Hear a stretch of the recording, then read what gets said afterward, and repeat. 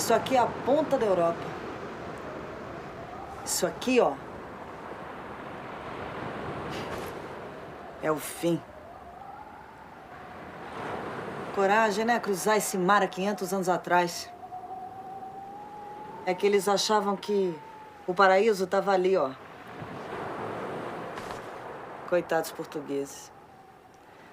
Acabaram descobrindo o Brasil. Tá rindo quem?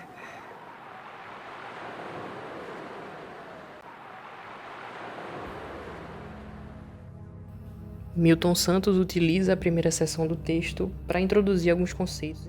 Primeiramente, ele começa fazendo uma crítica à globalização hegemônica, em que ele argumenta brevemente que as elites utilizam da narrativa do progresso da ciência e da técnica no mundo contemporâneo para fazer com que as pessoas acreditem em que as coisas estão caminhando para um mundo melhor, desenvolvendo uma visão simplista das pessoas, fazendo com que elas ignorem as consequências perversas que a globalização gera.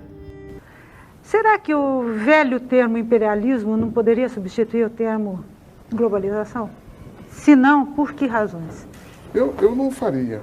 Eu estou consciente de que o termo globalização ele resulta exatamente da necessidade do sistema, na sua situação atual, de impor uma fórmula ideológica. Inclusive, há quem diga que foram os japoneses que inventaram essa expressão, não importa quem inventou, é uma expressão que é baseada num velho ideal da humanidade, da comunhão universal, mas que é feita exatamente para eliminar, reduzir a possibilidade dessa comunhão. Ele também apresenta a globalização como um fenômeno multidimensional. Então, ele não restringe a globalização a somente um processo econômico. Para ele, atinge também as áreas políticas, culturais e tecnológicas. Na área política, acontece a perda da soberania dos Estados nacionais frente aos organismos internacionais. Na área cultural, a padronização do consumo e apagamento das diversidades locais. E na área tecnológica, o uso das inovações que apenas as elites vão ter acesso. Com isso, Milton Santos apresenta a sua ideia central, que é a visão de 3 mundos existentes. O primeiro, o mundo como tal nos fazem crer, a globalização como fábula. Segundo, o mundo como é, a globalização como perversidade. E terceiro, o mundo como pode ser, uma outra globalização. Para Milton Santos, acontece quando há a manipulação das informações. A elite utiliza as ferramentas de comunicação, principalmente as redes sociais, nos dias de hoje, para criar fantasias nos imaginários da população. Elas deixam de ter suas próprias opiniões e desenvolver um lado crítico para adotar um discurso único, uma causa homogênea da elite. Nesse mesmo caminho, é possível citar um documentário produzido e publicado em 2020 na Netflix, com direção de Jeff Orlovsky, chamado de O Dilema das Redes, em que ele decorre a ideia de como as redes sociais desenvolvem propositalmente nas pessoas o vício, os transtornos de ansiedade social e distorção de imagem. Ou seja, existe toda uma equipe preparada pelos bastidores para entender como os algoritmos podem se aprimorar e fazer você perder mais tempo consumindo as ideias e os aplicativos deles. Para ele, é como a globalização realmente se dá na prática e atinge a maioria das pessoas. É onde a universalidade e uniformidade dos pensamentos acontecem. Onde os capitalistas fazem a maior parte da população pensar que o capitalismo é o único caminho possível para o desenvolvimento da sociedade. Mas o que se vê na prática é a piora da desigualdade social, o aumento do desemprego e da fome, e doenças que antes pareciam ser extintas voltaram. Milton Santos apresenta uma saída. Ele aponta que a globalização pode ser construída de outra forma, a depender de como as técnicas e as ferramentas são utilizadas. Ele divide em 2 etapas. No campo empírico, ele fala que as técnicas e o conhecimento que se tem do planeta podem ser usados ao nosso favor. E no campo teórico, é possível usar a multidiversidade social, cultural e ideológica para construir um novo discurso, uma nova narrativa global e escrever uma história a partir da história prática e concreta.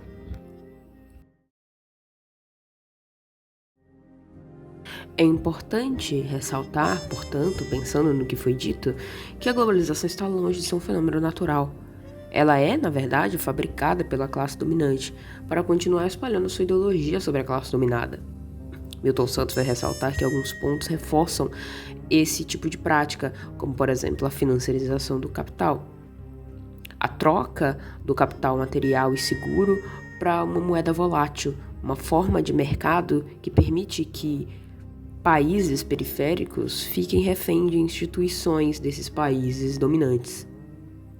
Além disso, é claro, também existe uma forte ligação com o neoliberalismo, com a consciência de que a humanidade não se forma de um conjunto, mas de uma série de indivíduos. Indivíduos esses que devem praticar sua individualidade a troco da coletividade.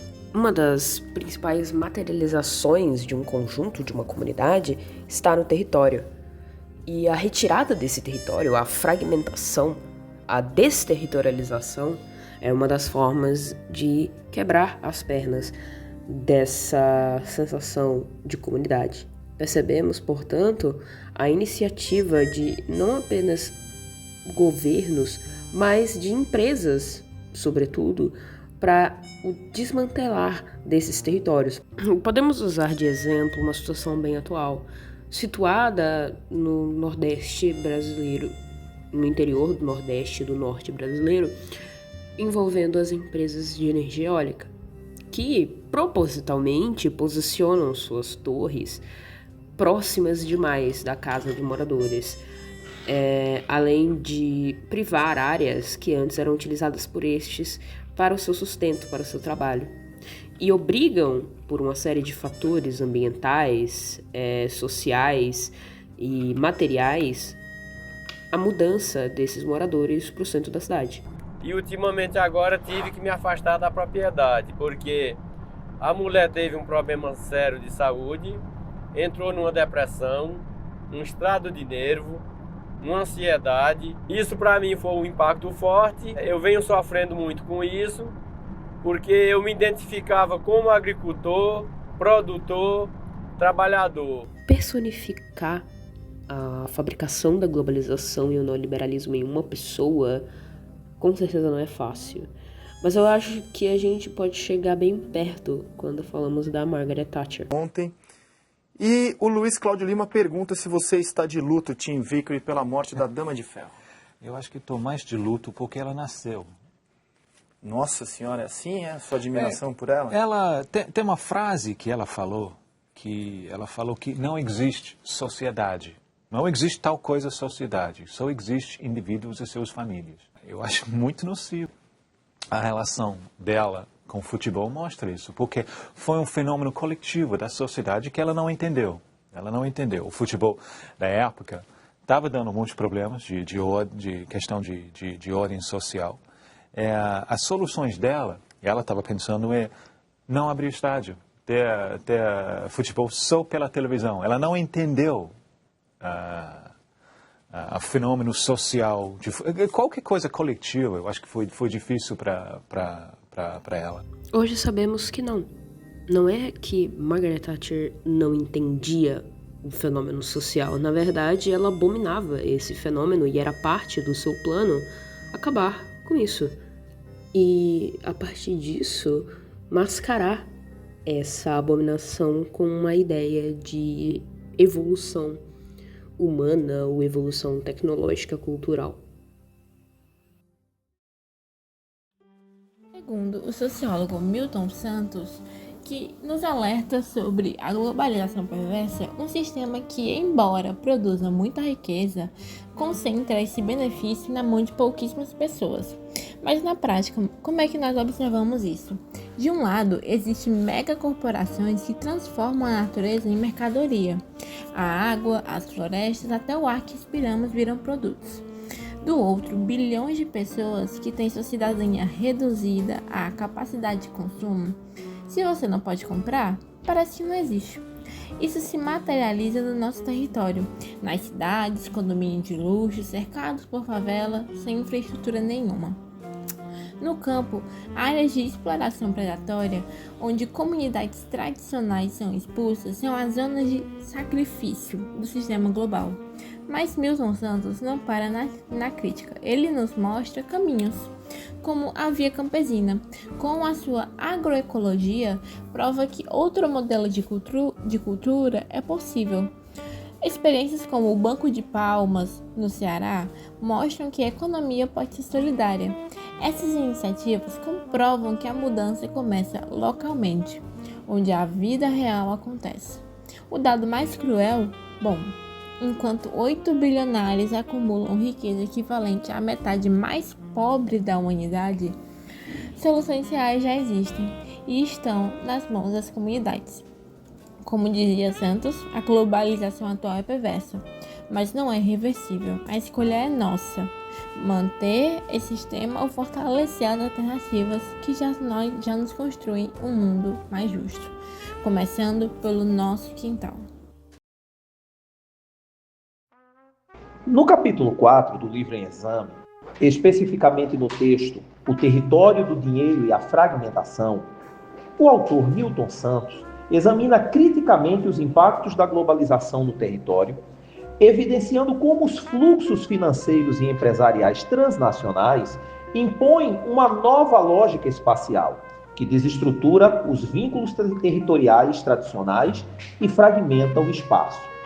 Essa fragmentação não se limita à divisão física, mas implica o enfraquecimento da coesão social e da organização política local, como foi ilustrado na modernização do campo, que substitui os saberes tradicionais por imposições externas, gerando, por consequência, desemprego, êxodo rural e reconfiguração urbana.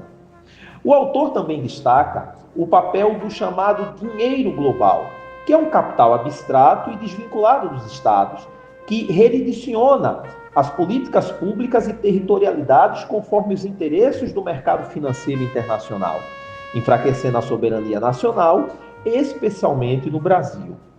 Como alternativa, o autor propõe reconstruir o território a partir dos lugares vividos, com base em solidariedade, participação e autonomia local, por meio de uma federação de lugares, o que contrapõe a lógica fragmentadora da chamada globalização. Na obra de Milton Santos, mais importante que suas alternativas dadas é a ideia proposta.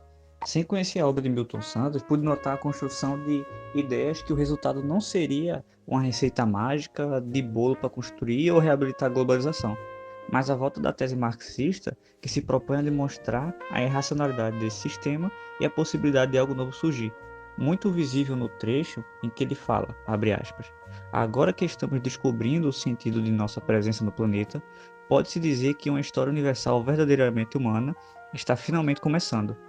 A materialidade atualmente utilizada para construir um mundo confuso e perverso pode vir a ser uma condição da construção de um mundo mais humano.